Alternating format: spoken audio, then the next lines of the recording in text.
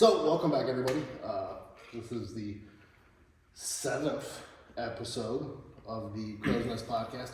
I am Carlton Rowe, a black belt under Pedro Sauer via Keith Owen. Rest in peace, sir.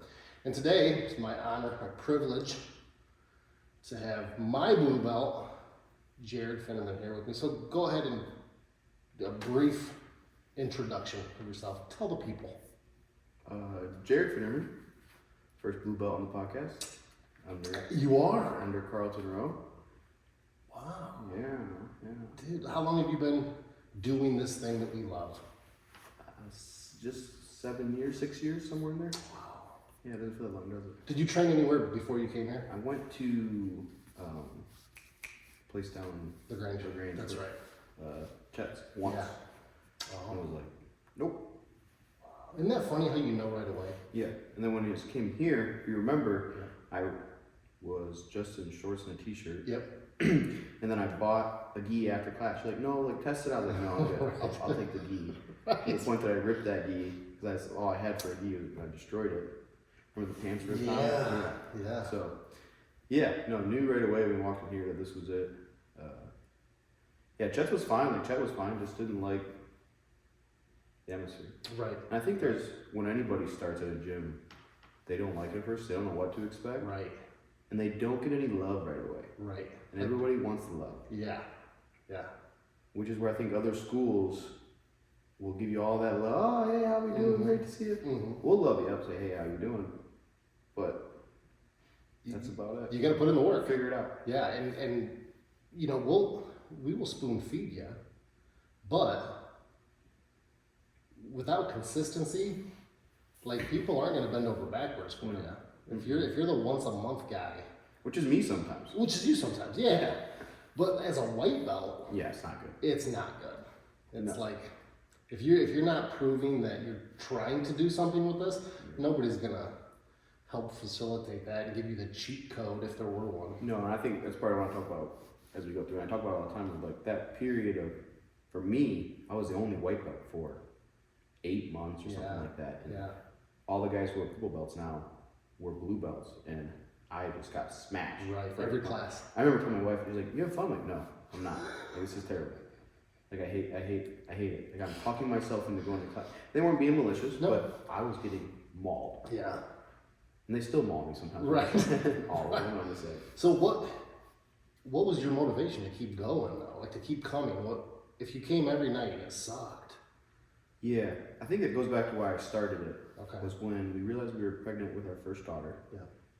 You know, every guy thinks you're gonna have a boy. Right. When my wife's like, it's a girl. I had like 2 months to process that. Yeah. Like, okay, I wasn't ready for that. Yeah. And then, I was like, I don't know how to fight anybody. Oh. I was like, And now you have a don't daughter stand, coming. I have a daughter coming, I don't stand a chance. And that's literally why I started, because I had kids is why I started jiu-jitsu. Gotcha. That's probably the best reason I've ever heard. Yeah, that was why I was like, I can't fight to anybody. I have to do this. Yeah, like, so, and then there's a huge, I'm a Jocko person, which you know, right?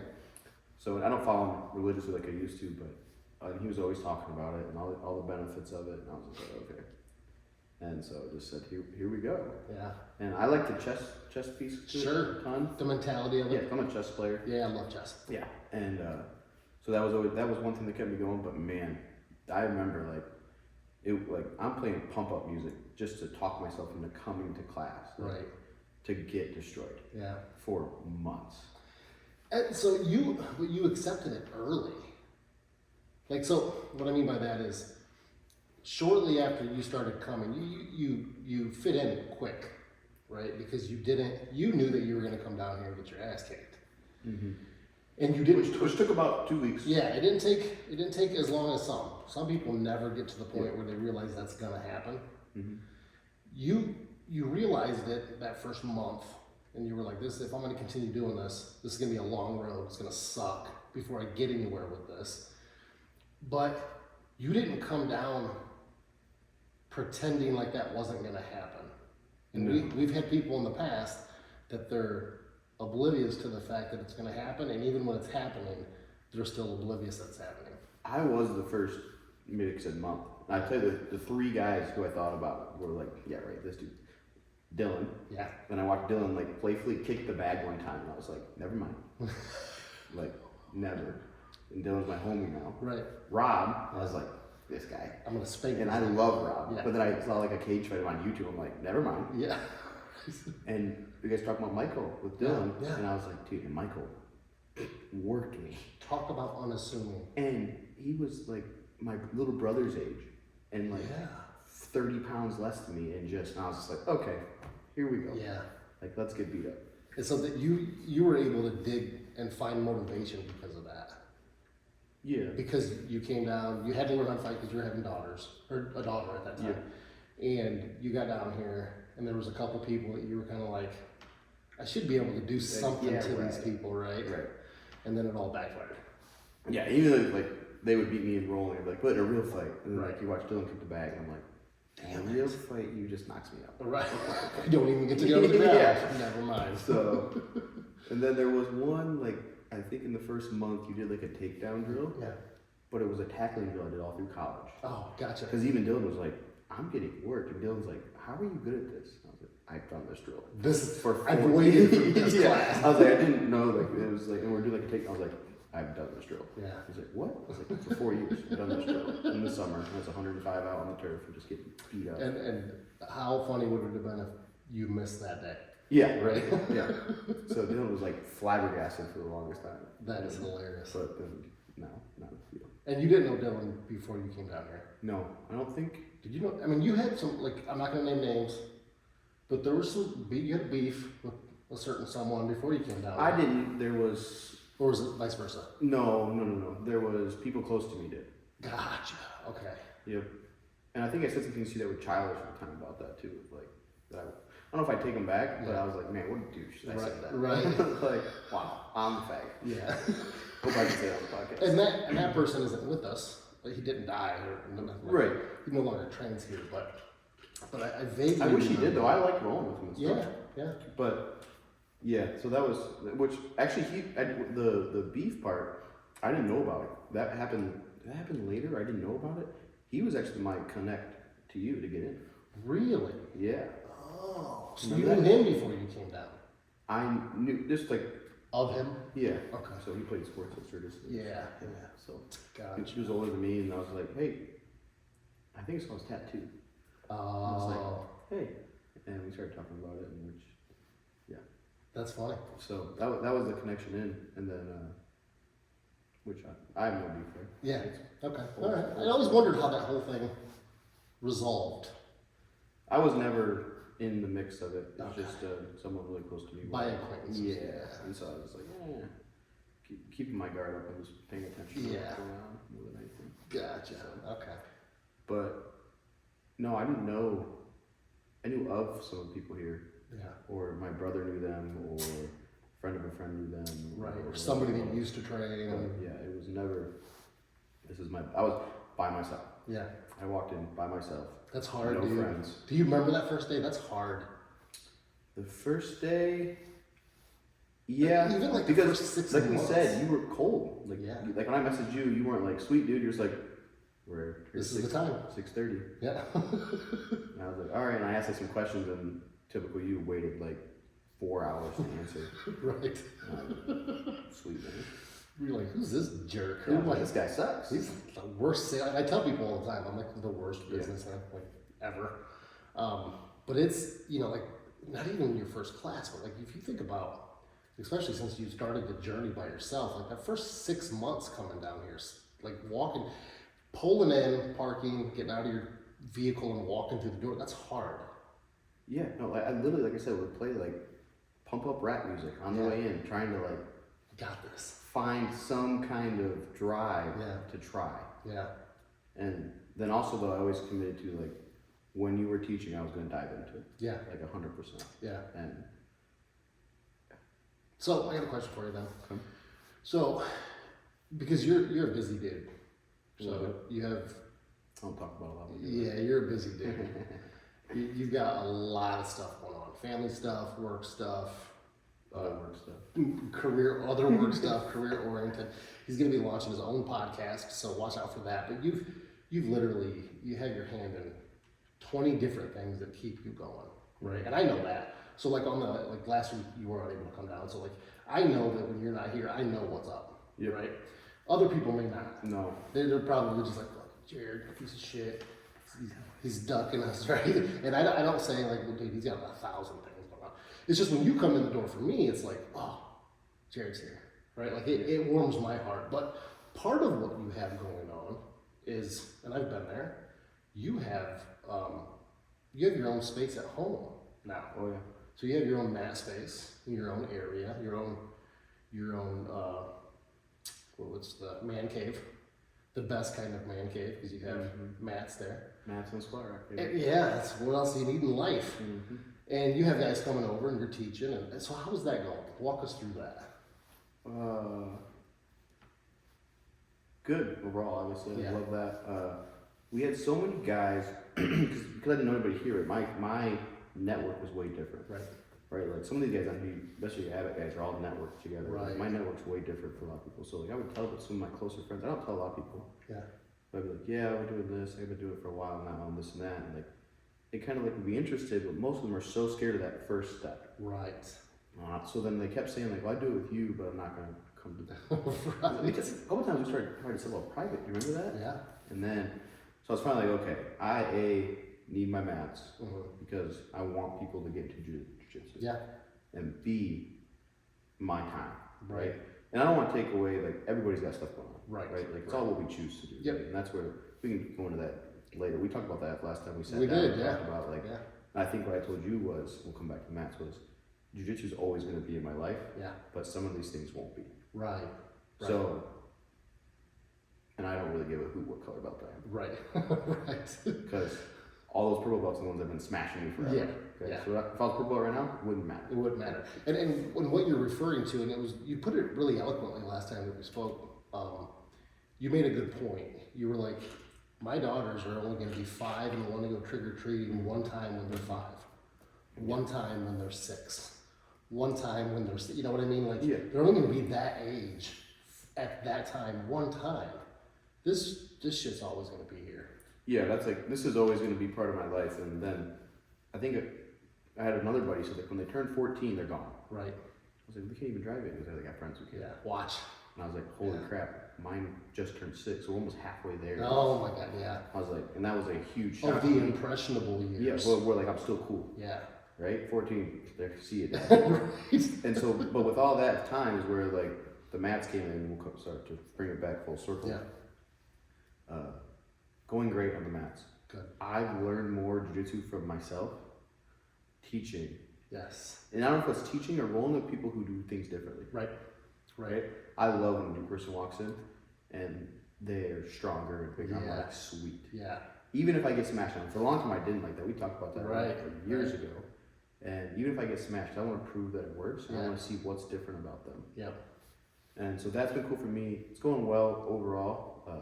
One's my employee, so he doesn't have an option. Perfect. He's got it. Yeah. He's got it. That's perfect.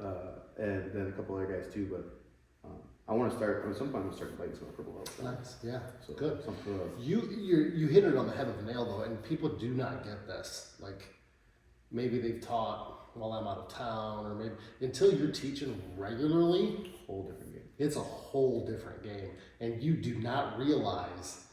Rob and I used to have this argument back and forth, and I eventually was able to shut it down because Keith Owen said it without me prompting him, and I was like, "Oh, did you hear that? Say that louder for the people in the back, because that's what I've been saying to Rob, and that is that if you truly want to get really good at jiu-jitsu, or at least fine tune your own, teach.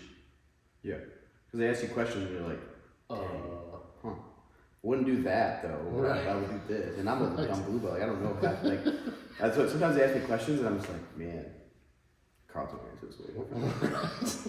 And I'm like, don't put your hand there. Yeah. And then Carlton does it next question. I'm like, why are you putting your hand there, man? I just told my people not to do that. Yeah, it's a trip once you start teaching, and I knew. Well, you're a teacher outside of that as well. I mean, you teach all the time anyway. So, jiu-jitsu was the next. You take your passion, and now you're sharing it and trying to give it back. So I knew that it would be an easy fit, because some people never get comfortable. They never get to the point where they can communicate it and facilitate it in a way that makes it relatable. Is it ever comfortable though? Like It is. when you teach, like you're comfortable about it? 100%. Yeah. But for jiu-jitsu, I'm not. I guess some other things it might be. yeah. So, but for me, like, I mean, we've been open for 17 years. Right. So Right. So in the beginning, I was uncomfortable, but I didn't even know what I was teaching. that's where I'm at. You know, people would ask a question and it was like, don't worry about that. This is what I'm showing. And that was just a cop out. You know? Because half the time those questions were they were relevant to what I was showing. And it was like, now I welcome it. Question the technique. Let's find When there's only 3 of us there, it's hard to ignore the question. Yeah. It's a small match, right? Yeah. If we have 4, we're full. Right. And so, but yeah, no, I've learned more jiu-jitsu things, like then I come down here, and because I can put the pieces together a little different because they do things differently. Mm-hmm. I'm like, oh, my hand needs to be here, my Right. grip needs to be here. Check out if I do this. So my exploration, if you will, has grown there. Like I came down the one day and I think guys think I haven't been rolling. Well, I've been rolling. Right. Even if you're not here, Yeah. some days a week, you're doing it at your place. And doing it at my place, and it's nothing like official. Like after blessing all the way through, like the first person I rolled was sorry, my kids. I did play with the match. That's fair, I guess. Yeah. Might as well.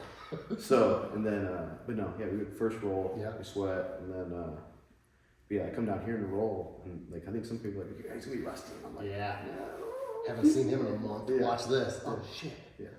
And they're like, what are you doing that for? I was like, dude, I've been playing with that Swedish. They're like, how? Yeah. What the hell you do? And what people don't realize, and some do, but what a lot of people don't realize is that you've taken advantage of the private lessons. You've had a lot of private lessons. Yeah, they're my favorite. Yeah. So what is it? And I love giving private lessons because to connect, being a teacher at heart, being able to connect with somebody that's directly relatable to what they're having issues with is awesome, right?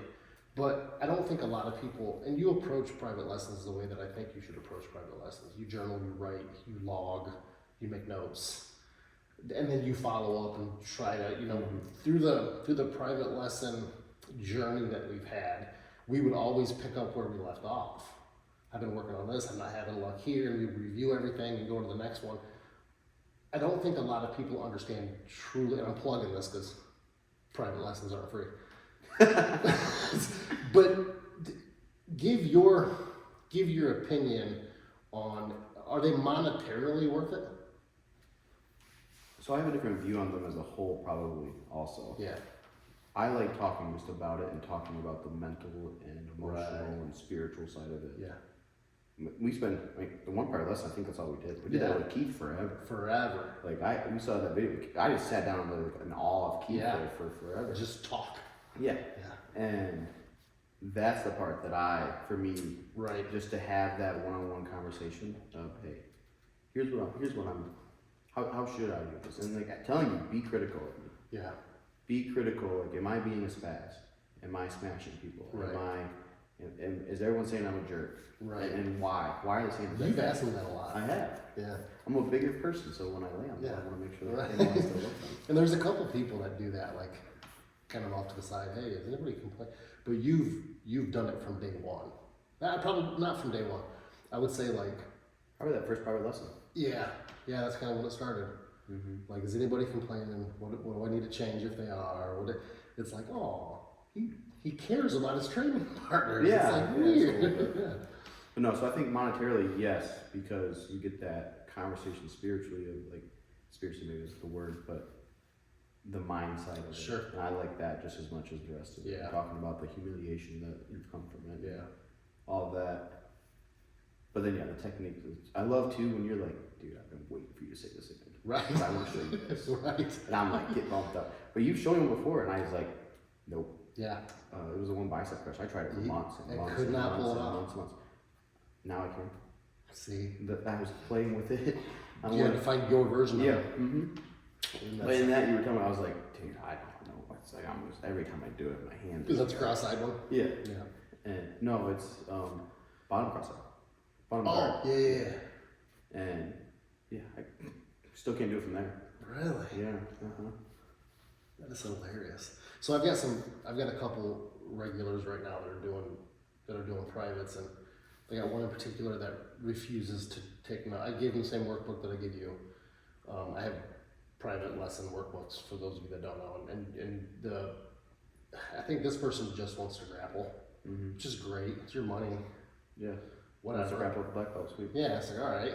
But if you truly want to make the private lesson worth the money that you're paying for it and get something that's going to last much longer than just a grappling session, you got to put in the work.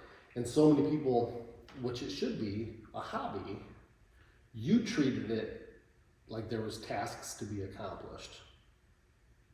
Because you have so many tasks that you tackle at once, so many side projects. I think that it made sense that you treated it that way. Other people don't. Does that make sense to you? It makes sense what you're saying. Does it make sense to not take the notes and stuff like that, right? That's what I'm saying. No, my notebook is, I think I made the joke before, my notebook's a black belt. It's not. My notebook's a crappy blue belt, just like I am. But when I go back in, I'm like, dang. And it's got a little note like, put arm flat when you do this. Yeah, right. Son of a gun. It's the stupid and stuff. the next time I do that, and that works. So I'm just like, Yeah. son of a gun. But you, even if you're just writing it down, right? You can go, now we can go into the studies of like learning, right? And the studies of writing it down, how much more you learn, and all that is just huge. Like, how many times you saying something, I'd be like, gosh, dang it, I turn it on, I'm gonna get it Right. like, dang. Or my favorite part of it in private is when you're writing down, you're like, say that again. Say, how did you say that? Say that again. And I know that you're writing down like word for word what I'm saying. It's like, that's beautiful. That's the way to approach it. Even when we're talking concept stuff, Right. I still have stuff on there that's like, it's the journey, man. Yeah. Chill. Yeah. And so yeah, when I know I'm at my best jiu-jitsu wise is when I'm keeping my notes every single class. Yeah. Those are like the periods where I make bigger strides. Sure. And I notice right away. As soon as I start, like I'll walk out of class and I will sit in my truck and I'll make notes. And you'll write stuff down. Are you doing that now still? Like at home? No, been talking to you more about it Yeah. than anything. I have other ventures that I'm focusing pretty hardcore right now. Those are getting the notes right now. When I'm coming down here, it's just to enjoy it, to get away from it. To relax. Yeah. To That's not be any of those things, just to be Jared here, getting me up. And how old are you now? Can we ask that on a podcast? What's your age and weight? I'm not saying my weight. How you're 30? I'm 29. Jesus, dude. I do a lot of things. Good God. So I was thinking about this. I knew this was going to come up on the way here, and I was like, man, am I going to tell everybody what I do and don't do and all those things? Yeah, and I won't dive into it, but he's busy. You got a lot of stuff going on. Yeah, we start thinking about it. So I was going to come to class Tuesday. Yeah. Okay.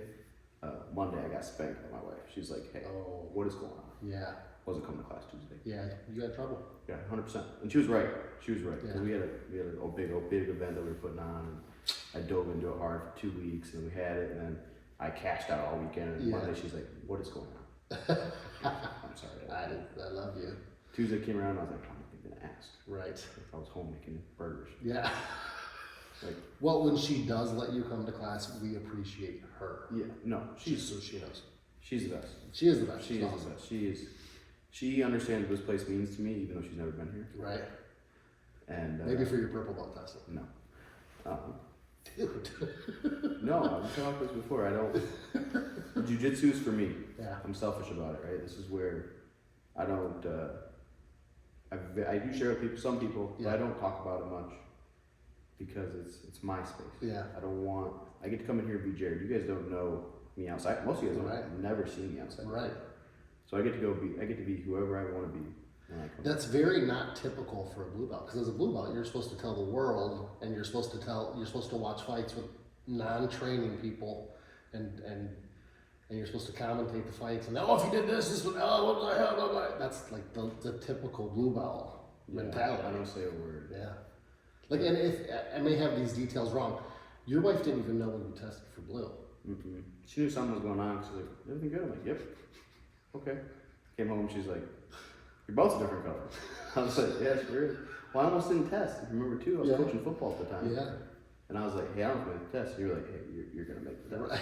I was like, I promise you, I don't know if I can actually be there. He's Yeah. like, you said we will do it at 8 in the morning. Yeah. By yourself. Yeah. I was like, okay, I guess I can. And it worked out that I come to test it. But So wild. for some reason, I don't know what point I came to that conclusion. I just do not care. Yeah. like I think I'm behind on my hours as far as making notes of them. Right, you're not even keeping track. Yeah. I am now. Remember, I was like, Wendy's like, where you at in your hours? I was like, I don't know. Doesn't Carlton do that? Right. Oh yeah, that's right. Yeah. Like, oh, I need to start writing stuff down. so yeah, it's probably the best way though, because you have 3 general personalities when it comes to this. You have somebody that comes and they're head over heels in love, right?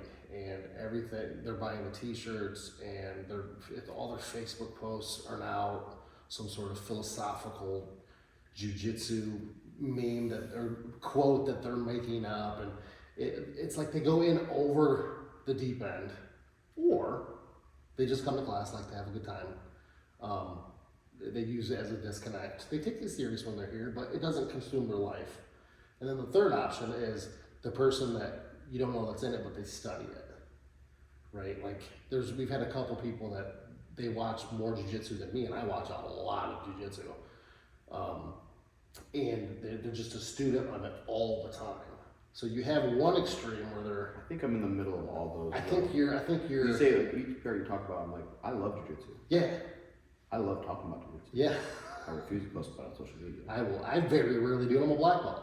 But then you talk about like some of the other stuff too. I'm like, I kind of like I can understand why they post it, because it's awesome. Yeah. You learn so much by yourself. Mm-hmm.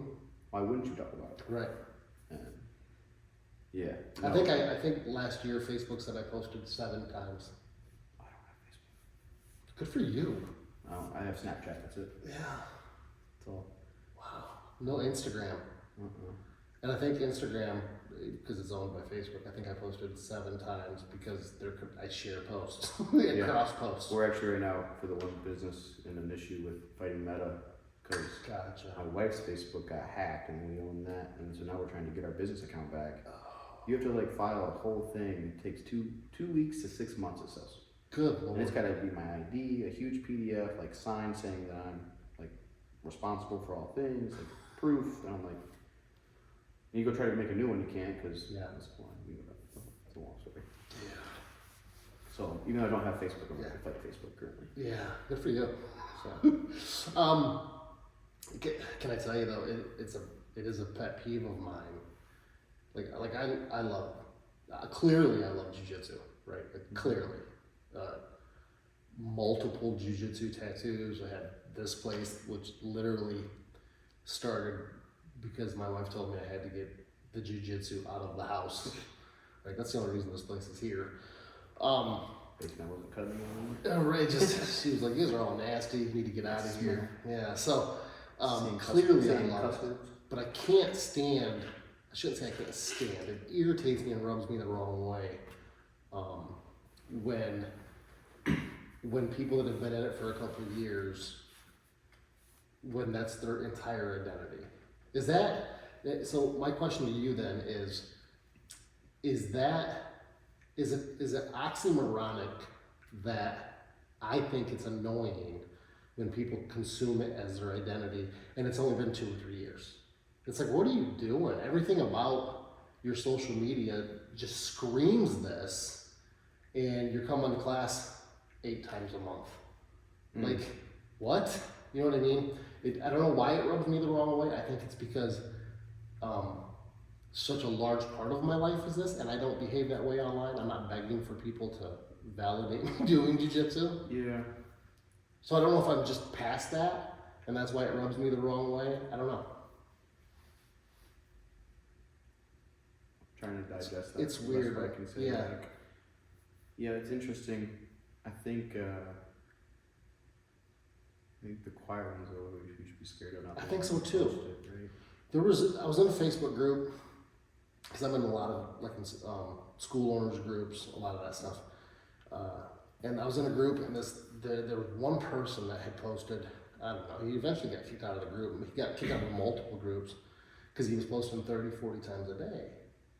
And then finally, I was like, "Who the hell is this guy? Like, what am I missing?" And I go to his profile. He's a blue belt. And I'm like, "Dude, you have to stop. What are you doing?" So I think what it is they get to.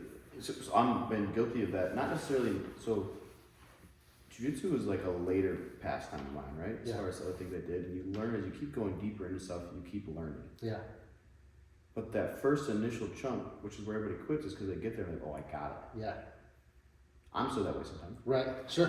But then I have moments where I'll listen to you or Derek talk, or I'll watch a video, and watching the spider web keep going. Or I get that way. Like I have guys who are big hunting guys, great hunters, okay?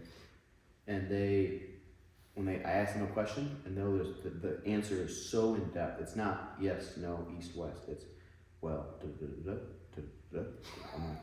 oh, I know nothing. Right. I think we're all guilty of that. We get to like, oh, I got it. Yeah. And then you're like, wow. Which is what I said earlier about the comment I made about whoever, and I was like, man, what a child. Right. Right. Why do I even say that? What a piece of work. Right. And that's the thing about jiu-jitsu is it'll make you blissfully aware of your shortcomings. Not just in jiu-jitsu, but in just your personal life. Can't hide. Yeah, the way that you act, everything will become so transparent to yourself because of what you go through on the mat. And I think that's why I believe that all men should do it for some period of time. Yeah, see if you're actually dangerous or not. Yeah. And if not, it teaches you to shut up. Quit running your mouth at the party. You're not the tough one. You're not it's like. So we shared about that too, right? Yeah. Like, some people posted about it. Yeah. The delayed gratification of people finding out is so much better. Oh, that's a good way of looking at it. Huge for me. Yeah. I love it. I love when the buddies from college or high school are like, had a few drinks, they're feeling big, and all of a sudden we're wrestling. Yeah, you get to tussling on the carpeted floor. And They're like, what's going on? 3-0 in bar fights. Yeah. At my friend's house. They're not really fights, they're just a bunch of blockheads. Yeah, roughhousing. Yeah. And, but yeah, you know, my one buddy was like, okay, and now he comes once in a while. And I went up to his gym one time, he's like, got some mats, let's go. Yeah. I was like, okay. Dude, I love that. So that delayed gratification, I think, is something that's the part that I like. Yeah. You know, what color belt? That for me is huge. I don't. Yeah. How long have you been doing this? What the hell? How did I not know that you've been doing this? Yeah. Yeah, that's awesome. That part I love. Most people still think I work for the farm. That's hilarious. Yep. That's my favorite thing. What are you doing, Tom? Well, work for the farm, right? When they call me. Yeah. So. Wow. So good. So you're done completely with football, right? You last year was your last year? Last year last year I didn't do anything. Last fall so the fall we just had 2024. 2024 I didn't do anything. Got so it. the year before that I helped on Friday nights. Gotcha. The year before that I was the DC, and I was the linebacker coach before that. So you slowly weaned yourself out of it. Talk about things you love, right? Yeah. And that's where this place I know will always be here. Yeah. Probably won't coach forever. Right. Love that. Loved it. Right. Loved coaching. Loved hunting. Still do. Like Yeah. There's a dead goose in the back of my truck. Right. and so love jiu-jitsu, love my work, love my side stuff, love my family, when you say about have your own journey. Yeah. I don't give a hoot. People are tripping me about being down here. Right. My journey is always gonna be there. Yep. I don't care. Yeah. And it's truly yours. It's not gonna look like anybody else's. I wanna be a black belt someday. Yeah. 100%. I'll share that with you. Yep. I might die before it happens because I'm not in a rush. You're 29. Yeah. Yeah. It's like, I got time. But still young. But I've been a one-stripe blue belt for a long time here. Right. Because I've been off doing other things and I come in and hang out and love it. And so, yeah. So I think that's good because any of your training partners that hear this are going to know that while you may not be here, the reason you're still a pain in the ass when you come back is because you're training outside of here. Still doing things. And that may be a eye opener for some of them. You know, they may be like, oh, thank God.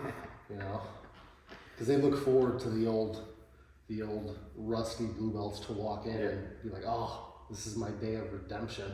Yeah. And then they're like, shit, that didn't go at all how I thought it was gonna go. And I think also about taking notes. When I knew, so there's periods where usually during harvest time or in the summer I'm gone because of the farm style of everything we do. And I started reading notes as I knew hey, this is when this is gonna be done. Like I know next Tuesday I'm gonna be back. Taking those mental reps of reading my notes I feel like most of the time I'd have like 1 week of rustiness, and then I would right back into where I left. Right Maybe not right where, but like Pretty close. pretty close to where I was going. You've said it before one time where you're going like right back to it. Yeah. I don't know. I was like, I feel good. Yeah. That mental note of it, just picking it right back up. Yeah. I think it's huge. And it's funny because I mean, I literally sell journals here and I preach to people, and I currently have one person in class that takes notes.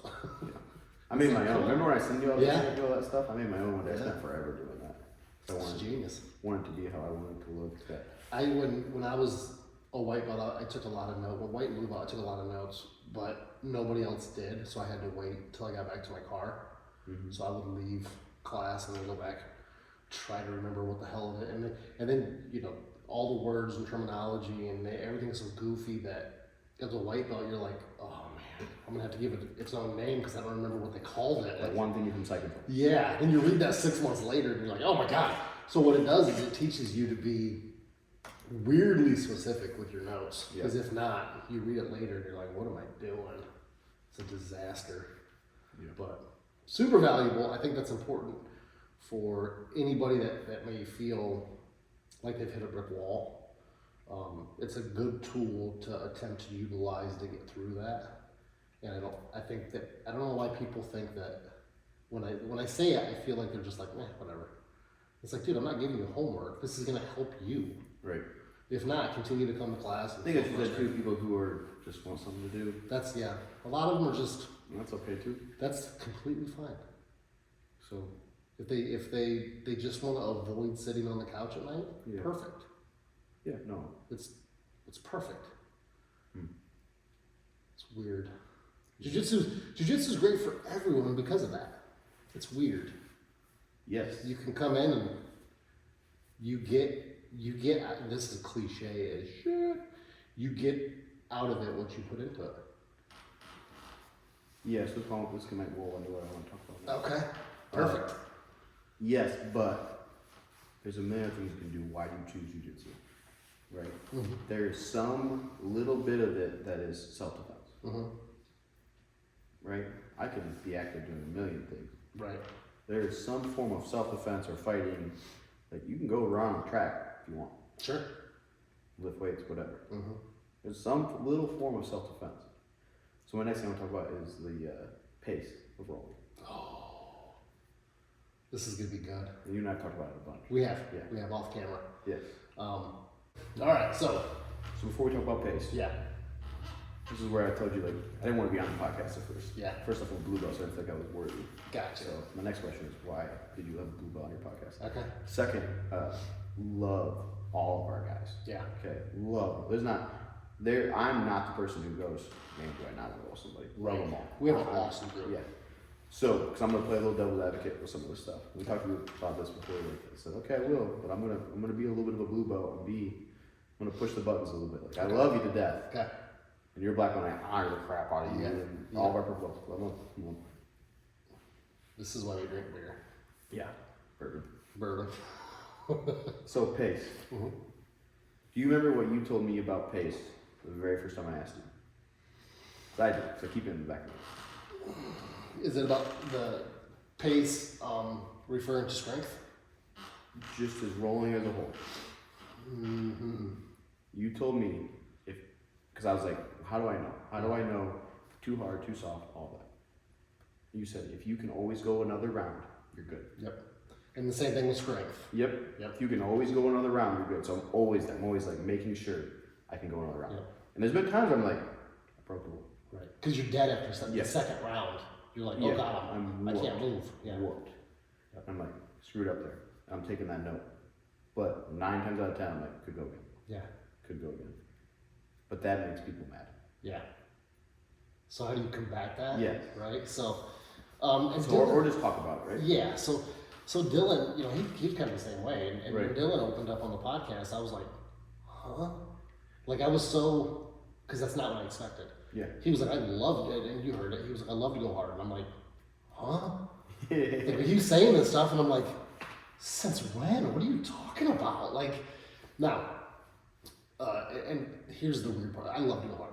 That's why I always tell anybody, if you want to go hard, go with me, because I'm typically going to be the bigger one. I'm the highest rank here. I have more experience. You want to go hard, bring it to me. And I have people that when they grapple, they'll be like, hey, turn it up. I've had people tell me the day before class, hey, I'm going to need you to turn it up on me tomorrow. Done. Wowzers. Like, That's another level. that's a weird ask. All right, man. Like, we can do that if you want. But to speak from the perspective of the school owner. Yep. And I know that's what you're looking for. Yep. That and this I'm going to argue with you. Yeah. I think that the sense of camaraderie that you built is built on trust. Right. That is built and trust is earned when you can sweat, moan, and grunt with the same people day in and day out and not get hurt. Yes, and I think that's the balance, right? Yeah. I feel like sometimes. So you being a blue belt? Yeah. So don't people. No, dude. I know I'm gonna get smashed by everybody now. Every purple belt that's Yeah, watching this I video. know. This is fine. I can't wait for the old days. Totally forgot what I was gonna say. There's some aspect though of self-defense. Talk about like going back to why people do jiu-jitsu, not something else. There's some bit of self-defense. Yep. Some bit of self-defense is you have to be able to last more than 2 minutes. Yeah. 5 minutes. Yeah. Like if it's just me and another person, I can't. And nobody's breaking it up. Yeah. Sometimes that's most of it. Just lasting long. And so I think about that when I'm rolling with certain guys and they get a little upset. I can tell. Okay. I don't think he was upset. But one time I was with Charles. Love Charles. Love him. I was definitely being heavy. Yeah. And I was like, I even told him I was on top. I was like, can't wait for you to smash me. Yeah. And he sweat me and then he would just smash me. I'm just laughing. I'm like, because he just pummeled me on the ground. I was like, well deserved. Yeah. Good job. Yeah. I had that coming. But that's real though, right? That's the part for me of, I love the flow rolling. I learn more for sure. I will always agree that when the flow rolling, I learn more. But there is a side of self-defense to being able to last long. Yeah. You're not wrong. So we walk a delicate line, and that delicate line is finding an appropriate level of uncomfortableness for your average person with a 9-to-5 job. Yes. Right? Correct. Because we tell people the saying from the old days that is still very much true and alive today is to become comfortable being uncomfortable, right?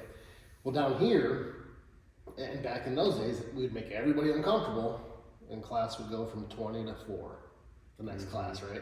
So you have to find a way to, and this is straight from Master Sauer. This is I've witnessed it, but because of him preaching this, it made me go, wow, I thought it was just a pansy, and he's saying this, and it's like it totally resonates. We walk that fine line of pretending to do self-defense, but do so at a level in which we will actually react at if we ever had to use it. Because if you go too light and the flight or fight never kicks in here, then the fight or flight will never kick in out there. So it's a dangerous game that we play, and this is why I hate Taekwondo. I love Taekwondo because I'm a second-degree black belt. I hate Taekwondo because they lead you to believe that no matter what happens, you're going to be point fighting people in the parking lot at Walmart. And it's like, dude, you're going to get scooped up and slammed on your head. But they refuse to face reality and go, okay, we probably should do something about the shortcomings of our art. Right. So I was like, this is one of the things for me for a long time with my pace, especially when I was a white belt. I was white belt, I was bad at white belt, I suck. Okay. I was just using muscle strength. I apologize to everybody. I love that white belt coming in now. Right. Absolutely love it because I'm going to learn something different of how they move. And it feels more real. Feels 100% real. Okay. Humphreys came through. I've known Humphreys for years. He came in, I was like, awesome. Can't wait. Not because I want to beat him up. Not at all. I'm stoked he's here. But because I'm going to go, is this real? Right. Like I'm more self-checking. All the way through. And there's times where I'm like, man, we're going too slow. We're going through the motions and it drives me nuts. But then I think about the guys who do smash me from the very beginning and who haven't stopped. The very first one I with Keith, he smashed me. Uncomfortable the entire time. Carlton Rowe smashes me. He loves doing it. Yes. Derek smashes me. Okay? And Derek, we're going to get this in a minute. Derek's my favorite role. Smashes me. destroys me. And I laugh the whole time and like say bad words to him. Yeah, and he's not fast. He's not explosive. No. He's not gonna out athleticism you. No. But buries my face into the ground. Right. I just kick. Right. Like, I'm screwed. Yeah, like, this is somewhat enjoyable. I don't know why. Yeah. Yeah. So that's where I think we're always trying to be uncomfortable. Yeah. But not get hurt. And that's where, like, if I hear somebody, I think about it. Right. You've been on both sides. I've been hurt. And, my tooth, my tooth got knocked out, and I just laugh the whole time. Yeah. But it's real, and I think so. The problem that I see it all the time, especially from the seat in where I sit, is I have to find a way to make people uncomfortable, but let them know that it's done so. It's done so out of the name of education, right? Like I'm doing this because it's gonna help you. Yep. Like this is sucking for you right now. And there's many conversations that I have after class or in days following a certain incident, and I'm like, like none of that was to be mean. That was to get you through this, or to prove to you to not do this anymore. And some people it can register, and other people are just kind of like, what the hell? Yeah. I will watch you smash somebody into the ground, not in a mean way, no malicious, not getting hurt, and then I will with them 2 rows later, and I do that, and the blue belt's a jerk. Right. Isn't that funny? Yeah, I'm like, dude, I just watched it. Right. He did it worse than me. What are you mad at me for? Yeah. And so that's where, it's frustrating. Oh, 100%. Yeah. 100%. Because if do you feel like do you feel subconsciously held back because you're afraid people are going to complain? Sometimes. Yeah. Feel about that. I don't want to hurt anybody. Right. And so that's one thing to go to my football buddies, which is nice, is they're blockheads. Right. Okay. I know they'll stop. I trust them still. Yep. But it's another level of up. Right. As far as like, prove it. Right. Prove jiu-jitsu works. Yeah. Love it. I have a great time. I also trust them that they're not going to hurt me. Right. If they do, it's not on purpose. Right. It's like we're fighting. We're going to get hurt. Right. That's just part of it. Okay. Yeah. And that's where I said it. Part of us doing jiu-jitsu is for self-defense. Yep. It should be the only part. Right, but there's like coming to get a workout. Right, there's camaraderie, there's cardio, yes, but at the end of the day, you came here for self-defense. Yeah. I don't want to go away because I want everybody to stay here, but that is part of why we all did it. Yeah. And so I think that needs to be a reminder. Sure. From a one straight blue belt. No, but I think it's valid. I really do, because you get the people that are 7, 8, 9 years in. They very well may forget why they're even still coming. No, when Keith smashed me in my private lesson that I paid for, and Keith smashed me, and laughed when I went, damn, and he just giggled, because he knew he didn't hurt me, he just knew it hurt. And I was like, because he was a 3rd degree? I think he was probably 3rd then. Yeah. So a 3rd degree black belt in a private lesson smashed me. Smashed you. Like, it might have been 4th. He was not playing, like, we just had this long talk about being a feather and all that, and we rolled, and he smashed me. And I just went, got it.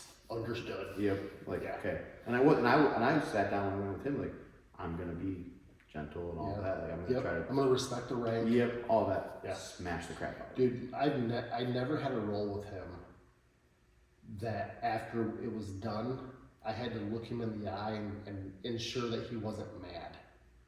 Like, what I mean by that is every time we rolled, it felt like he could have taken my wallet, the keys to my car, and my wife and walked away. And there was nothing, because every single time we rolled, it was like, dude, how do you weigh 700 pounds? His top game heaviness was so intense, and he was a big dude. I mean, he was my size, but he had true 4th degree black belt pressure. And I pride myself, like, if I have to be heavy, I'll be heavy. But I pride myself on I hover. Yep. It avoids a lot of sweeps. I don't crush people, and it gives them like false confidence to move, so I can capitalize. He never would even give it. I couldn't even breathe. It was like, oh my God. We'd get done and I'd be like, are you mad? He was on top smashing me and wrist locking me. Yeah. I was like, bro. Enough is enough. Like, we're good. And he laughed. Yeah. And I was like, okay, got it. This is a violent game. Yeah. At the end of the day. At the end of the day. We have to be a little uncomfortable. Yeah. Every time. Every single time. Like, but that's where we play the game of egos getting involved up. is he hurting me on purpose? Right. And I never want to do that. Like I lose my I go home to my wife I feel so bad. Like I don't even know if I did hurt them, but I feel like I might have. And I deal with injuries. I deal with injuries all the time. Right. I also tap fast. Right. I think it was it Scott or I don't know who it was. They went to do something with my left arm, and I tapped. Yeah. So I didn't even have it. I was like, you had it. Yeah. It wasn't gonna end well. He's like, no, I wanted you to work. I was like, no, you had it. Yeah. You were in too deep, bro. I was like, I don't even care. I said, I didn't lean back yet. Don't care. You got it. Good job. So going off of that, what is your, and this may lead right into that same answer, but what is the ultimate, like what's the number one high you get from jiu-jitsu? What's the thing that makes you the happiest about jiu-jitsu? I think it is when it's at not a pace where you're kicking when you're just spent, like you said, like that, finding that perfect pace and having the roll with somebody who you're both at that pace going, we say hard, but it's just above, like it's not easy. Right. We're not trying to murder each other. Yep. And then either they hit something and I learn, or I hit something and go, holy crap, it's real. Right. Every time, which I don't believe it, but when it happens every time I go, it's still real. Yeah. Like, wow, that worked. Or, wow, I can't believe that happened. Yeah. And I try to do the goofiest things with our upper ranks. Yeah. Because it's a safe way to do it. Because if you're going to do it and it fails, it's supposed to fail at a higher rate. Goofiest things for them. Because I know that they're like, I know he wants to move up there, so I'm going to put it way over here. Yeah. See what he does. And then I get knee bar. Yeah. Damn, that didn't work. Lesson learned. So yeah, I think when you have that pace and that trust of all that, which I hope everybody has me. I never want that for anybody. But when you're at that pace of going, and it's almost like feels like a real fight. Sure. But it's pretend. Sure. Yeah. And we're learning. Yeah. We're really learning for then. If I was in that situation again, I have to step up on something. Yeah. See, my perfect pace, or my opinion of the perfect pace, outside of flow, because I love flow rolling. To me, there's nothing better. I like it, like I said, I like it, like I'm not afraid, I love it. Like, hey, we're gonna float, okay, I have to be told. Right. Because it's not what I want to do naturally. Right. When I'm told, I'm like, sweet. I had one with Rob one time, when we first, that was a couple of years ago. And I was like, gosh dang it. And it's one of those moments where I was like, well, Carlton was right. This is gay. But we were in 14 more positions than we had been the entire time. Yeah. The exposure to the amount of jiu-jitsu that you're going to see. The amount of jiu-jitsu you see. It's just way nuts. Yes, way nuts.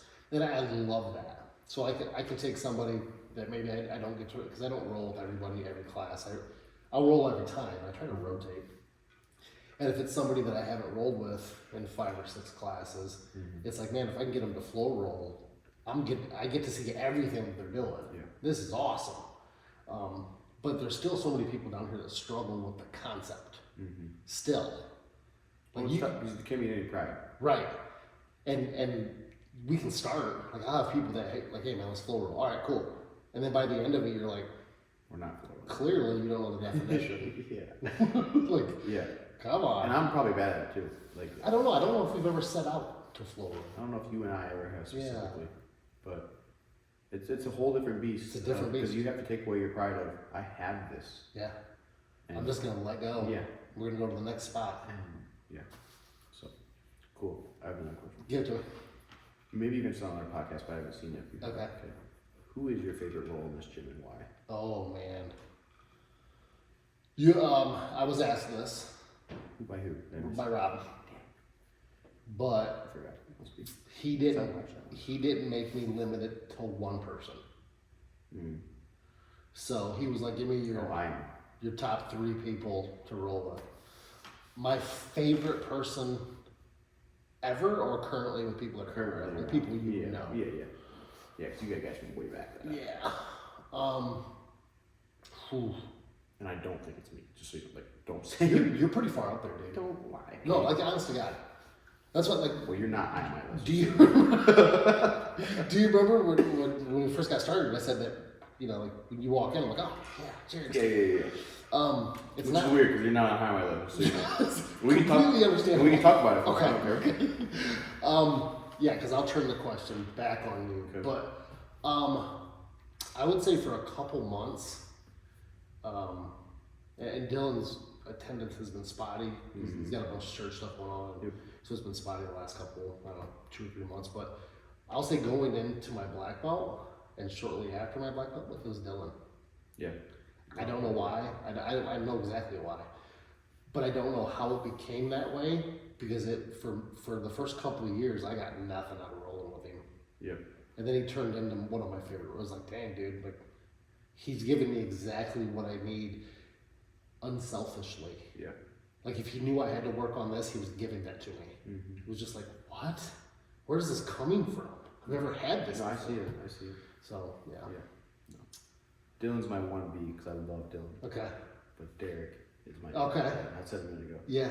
Derek has a great balance of smashing the crap out of me Okay. and still teaching me stuff. Gotcha. He's really good at it. Yeah. And he also has no ego. Yeah. So when he's working on something and I catch him in something once in a while, he's a 4-stripe purple belt, about to be a brown belt. Yeah. Can you imagine the ego to let a 1-stripe blue belt tap you once in a while? Right. And maybe he's letting me, and if he is, he fakes it really Right. good. Right. Okay, good for him. Yeah. He should be an actress or Right. actor. My bad. Make him pay for that shit later. Yeah. But no, he does a great job of making it feel real, Mm-hmm. but still teaching me stuff as we go. Gotcha. And when I ask him a question, he just makes it so I can understand it so well. Gotcha. Yeah. And if I do get something, I think Derek also, I've proven to him, like I'll ask him as I have sunk the grip, like, am I close? Like I don't want to squeeze your head off if I'm not. For no reason. Yeah. And he's like, no, it's there. He's like, I'm trying to be stubborn. Gotcha. And I was like, dang. Or if he's doing, I'll ask him like, if I'm fighting something, he's like, hey, I wasn't trying to overfight that. I was trying to work this. Yeah. He's like, no, you're perfect. Like, I knew what you were doing the whole way through. And so like I said, dude smashes me. Right. When Derek leans on his back, I get less excited. Yeah. Because I'm like, gosh, No, dang you it. come to me. Yes, Yeah. come smash the crap out of Yeah. me. And so that's why, I learned more with him. But Dylan's been my dude since the get pro, so I got to give him 1B. I love rolling with Derek. I have since he came back. And when I say came back, it's because he came momentarily Right. during the old days, and just because he's my size. Yeah, so it's like, Yeah. But it's so weird though because I get so much out of so many different people. So that's what I was gonna say. After those two, all pro belts because they're yeah. all different. Yeah. I just think I learn better from Derek for some reason. Is sometimes you see so I still follow YouTube and stuff, right? You see the memes of like where you almost had somebody like, hey, do this and this and this instead. Right. Yeah, that happens once in a while. I'm like, no. Or they're like, hey, do this. I'm like, I'm not trying to work that right now. Right. Right. Oh. Is this gonna work or And not? they're like, oh, because I do goofy stuff with you guys Because you can. Because I can. Yeah. I don't want to get hurt. And A or B, I know what you think I'm gonna do. Right. So I do dumb things. Right. Trying to throw you off the Yeah. scent. Yeah. And like all of a sudden, I've heard Dylan before go, didn't know you could do that from there. And I was like, me neither. Thank you for letting me know. I say Dylan or Derek said that. Derek said one time too. He goes, well, now that I know you could throw that from there. I'm gonna have to go there. Right. And I was like, didn't know I could. It was a first for me too. I didn't want you to assume what I was going to do. Yeah. So That's funny. So let's get back to why I'm not your favorite. Oh, We need to touch I have on one that. more question. I know we're getting close to Okay. time after that, but we don't have to do that. Why you're not my favorite? Yeah. You're not my least favorite, first of all. Well, I would hope. Yeah. It actually doesn't matter. I still love rolling with you. Right? We laugh, we Yeah. swear at each other, and I cuss you out most of the time. I learn less Gotcha. in the role itself. Do you think it's because you're trying to defend everything?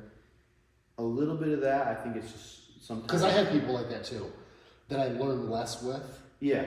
and I try to like figure out why. Yeah. First of all, I'm never gonna run away from a role with you. Right. I love it. Right. Okay? But I learn less because some things you're like, bro, what are you doing? Right. And some things we seem to get to the same positions a lot. Yeah. Because I think you have a game that I'm always trying to figure out a little bit more of. So you get into your game and there's some spots I can't figure out yet. Gotcha. Yeah. So you get into those spots and I'm like, dude, I've been here every single time. Every time you roll. Yeah. And I don't have an answer. Yeah. And then some of I start to figure out slowly, and then I figure out one thing, and then you're on to the next, and I'm like, damn it. Like, and so I'm just like, gosh, dang it. Yeah. I figure out how to get past this, but now he's doing this, so what do I do now? Right. And where I'm frustrated with myself the whole time. Of like, I could think of the position where they feel like, I grab your head one time, like, nice, that's good. And then the last 6 times, all of a sudden you're just taking him out. I'm like, wow, you said nice, and now I'm getting mounted every time. I don't want to do this anymore. Yeah. And so it's not. Yeah, I feel like I'm more frustrated the entire time, which is probably how I should be. Right. Being a blue belt rolling with a black belt. Yeah. Right. Like I'm not. It's not personal. Right. It's just like it's the nature of the beast. like, right. Yeah. Brother, that guy's gonna smash me. I'm gonna be so mad at myself because nothing's going to work. And if it does, he's gonna laugh. So I'm not sure if he's actually letting me do it or not. Or is he laughing? Yeah. Like once in a while, I do something, and I'm like, I felt like that was real. Right. and then you're laughing. I'm like, I'm not gonna ask. Yeah. Dylan said that. He's like, you can't ask. You can't ask if it's real. Yeah. But I'm like, did he let me do that? Because he knows he can smash me for the last 4.5 Right. minutes. So he's giving me 30 seconds. Keep throwing you a bone. Yeah. So I'm like, gosh, dang it. I'm frustrated every time I enter. Well, that's why. Yeah. Which is how it should be. Yeah. Yeah. And so that's that. That's a lot. I think also all those purple belts, all of our purple belts are awesome. Yeah. In a weird, wild way, in jiu-jitsu world, they've kind of like raised me. Yeah. Because they were all blue belts when I was a green belt. Right. So I love They kind of have. Yeah. Yeah. So like I'm your first blue belt on, and I was gonna say like, why in the world are you having a blue belt on your podcast? Like, Okay. that's weird. Yeah. That's not my question I want to ask, Okay. but I was just like, bro, why you got a blue belt on your podcast? I'm an idiot. So do you want me to address that now? Yeah, sure. This is super easy. I still have one more question. Okay. This is super easy for it. As I take a drink of my beer to think of an answer. We have, so what most people don't know is we've had many long conversations about jiu-jitsu. Yeah. And I valued them all. And to me, you don't have to have a certain color to have an intelligent conversation about jiu-jitsu. You've been in it long enough to be able to have an intelligent conversation about it. And every conversation that we've had, sit down, have a couple drinks, and talk about it, it's always like, yeah, he has the fire for it. You have the passion for it. And there's only a few people in my life that I can sit around and talk to for a couple hours at a time about jiu-jitsu. Okay. Well, I appreciate that. Like 100%. Yeah. Because some people, like, I can see that they get bored, and I can talk about that. We could do a 17-hour No, podcast. that's why I was like, I know we're getting close on time. I was like, I got one more, but yeah, no, I appreciate that, and I could. Yeah.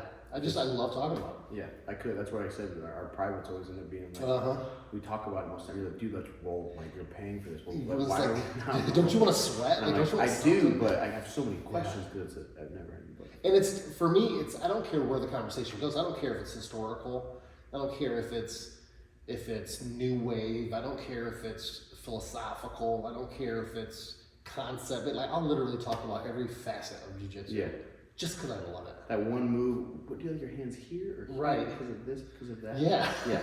Love it. Love it. Love that crap. Yeah. Yeah. I'm still, the step over choke you showed me that first one. Yeah. I've been playing with different setups for it. It's Nice. so much fun. Like making the book deeper on that. Yeah. It's a dumb joke, but I love it. Okay, so we're gonna get heartfelt for the last one. Okay. All right. Cool. Which you probably didn't expect. Okay. Because some of those folks know this. I'm sure. I think you've addressed it a little bit with the class before. I think so. Okay. So I'm gonna talk a little bit about it, and I'm gonna ask you the question. Okay. And probably the only time you might see me cry. Okay. Okay. So my question to you is going to be, what does jujitsu mean to you? Okay. And I'm gonna answer what it means for me first. So I'm gonna answer it before you can spin it back on. Gotcha. Okay. So I know Dylan knows. Yep. I think you've addressed it with the class. Dylan's been with you before that you just kind of pretty high level. Yeah. Like, didn't go into details. Yep. So I started jiu-jitsu because we had a girl. Yep. Right. My wife got super sick Right. after she was 6 weeks old. So I'd already started jiu-jitsu. I'd been here maybe a dozen times. Yep. And I remember telling Dylan, "Hey, I'm gonna be gone for a while." And all Dylan's like, "Wow, my wife's got some surgeries and stuff." And all he said was, "I'll pray for you." Yeah. I remember the story. Yeah. Yeah. And but most people know that Dylan knows the story. You know, I yeah. love him up for this for years. Yeah. Because like Dylan usually came back. When he said that to me, I was like, "Who the heck is this guy?" Right. Why are you saying, like, Saying he's gonna pray for me. what? At a jiu-jitsu mat that I've been at for no time at all. Yeah. So my wife got sick. Yep. Okay, I'm not gonna go into. I go into some details, but basically, my wife ended up having. Seemed like a lot. Yeah, in a span of 2 years, my wife had 5 to 7 surgeries. I'm saying 2 years because she ended up having 7 surgeries later. A miscarriage in there and a lot of crap that's gone down. And like twice, I've written my wife's eulogy because I thought she was gonna die. Right. And so talking about what jiu-jitsu means to me is like, this place has always been my place where I can come for an hour and a half, 45 minutes. There's been times I've come over just rolling. Like I just show up last second. And so to everybody doesn't know more about that, right? So she gets like, she was dead. Yeah. And you guys were going to Columbus, Cleveland for treatment. I can give tours around Cleveland's hospital. Yeah. Because I've been there so many times. The amount of money and time we spend in Cleveland is ridiculous. Jeez, and this isn't a cry for me. This is a thank you to jiu-jitsu. Yeah. It's been one thing I've always been able to fall back on. To go, man, do I love this place. Right. And I've told you that before, and I couldn't decide if this probably wasn't going to be on the podcast. I knew I'd have to talk about it. Right. But yeah, my wife twice was like, should have died. Yeah. And being able to come here and just be me. Yeah. And all that disappear, even when I'm getting the tar beat out of me. Right. Or any of that, like, there's a special place in my heart for this place, for you, for everybody who's been there the whole time through. Because even for those people who kind of knew what was going on, they don't know. We didn't bring it up. Yeah. Didn't talk. Jared's here. Let's have class. Yeah. And which I don't want to come here and talk about it. I want to come here and just be being. I don't want to talk about. I've been in Cleveland for 10 days. Right. We had a surgery. It went good. It went bad. She had an emergency surgery a couple of years ago. That was like, once again, we were like, holy shit. There we go. Yeah. She's gonna die again. Yeah. So jiu-jitsu to me has been, in the wildest way, a safe place for me to go, where it's just me, and I don't have to be as selfish and as terrible as this might sound.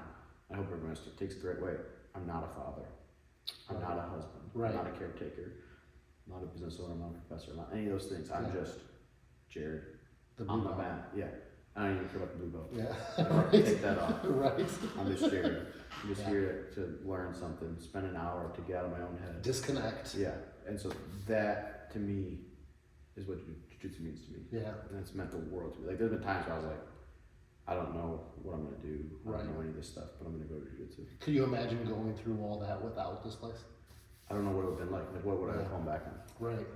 Like, and I don't share much of it. I don't talk much about it, but like, I'm super thankful for everybody in the gym. Yeah.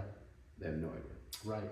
They truly don't. They don't know the impact and the way that they've not saved you, but saved you. No, 100%. Yeah. Because through all that process, like, I found my faith and everything through there, which still knows I struggle with that and everything involved.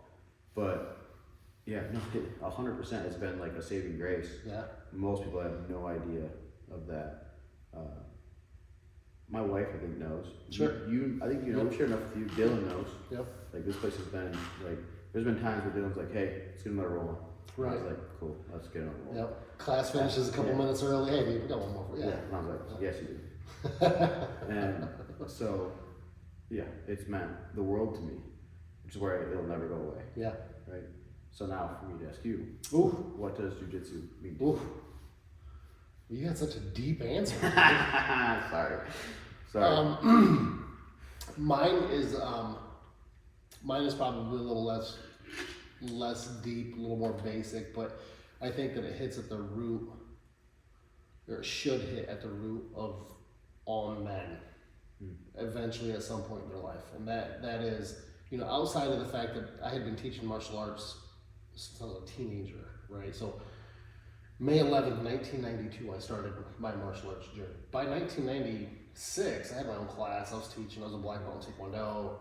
So outside of having an opportunity to share and change people's lives and teach something that I love and that I'm passionate about, outside of that, jiu-jitsu for me has given me the opportunity to better myself in a way that I desperately needed. And what I mean by that is purely egotistical. So let me break it down. Jiu-jitsu for me showed me how vulnerable I was as a man. I was a second-degree black belt the first jiu-jitsu class I took. And I realized very quickly I knew nothing about self-defense. I had spent the better part of a decade doing Taekwondo before I had done jiu-jitsu, before I'd formally done jiu-jitsu. So for me, it was an avenue to go, I can be better than this. I can do this. And I started prior to, so I already had my oldest, he was born, he was very, very young. But it was like one when I started. But my two other kids weren't born yet. Specifically not my daughter, she wasn't born yet. So by the time my daughter was born, I was already pretty deep into jiu-jitsu, but I knew that I was going to have more kids, and the likelihood of one of them being a daughter was huge. So when you say that, it doesn't bounce off me. I understand what you're saying. So if you take my passion for teaching, you can't teach an acrobatic martial art like Taekwondo into your late 40s. You can, maybe some people, I can't.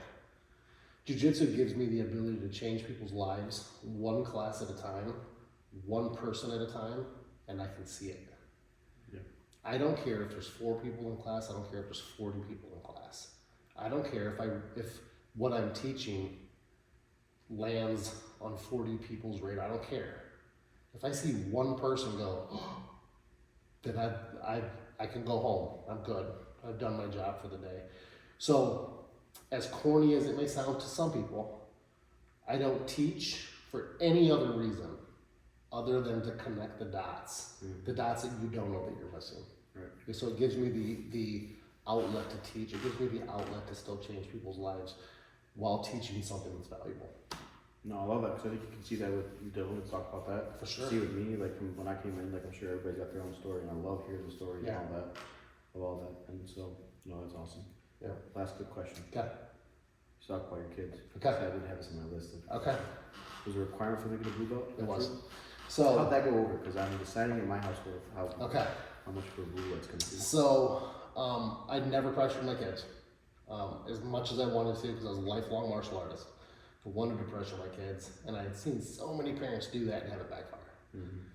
So when my kids became of age to actually start showing interest, and they were like, I want to do it, and they're doing moves.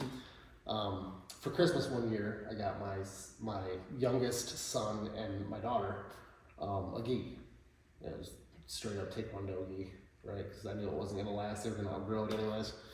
So we would come over, just the 3 of us. We would come over and work on stuff, and I can't teach my kids. So it was terrible. Sounds about right. It was terrible.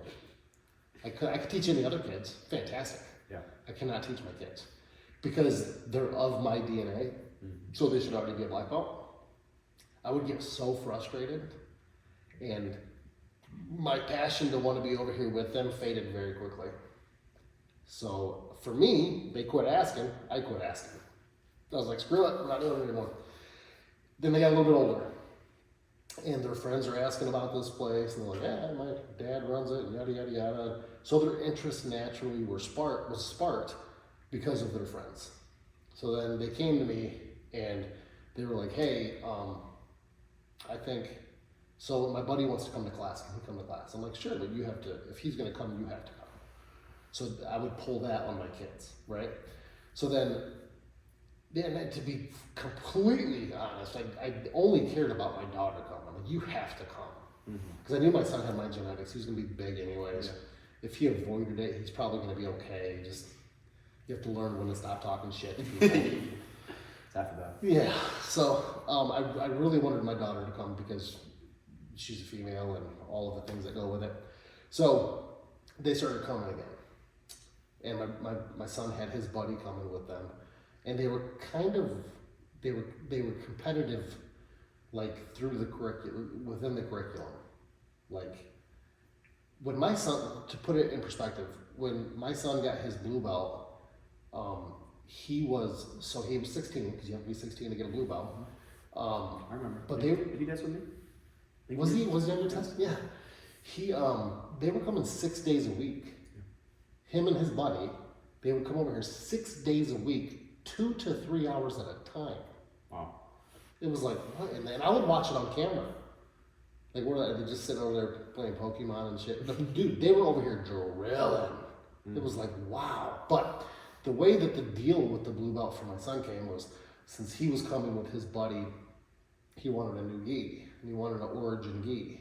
And I'm like, I'm not spending that kind of money on your history shows me you're gonna quit. I'm not gonna spend that kind of money. I said, I'll buy you a gi, but you have to get your blue belt.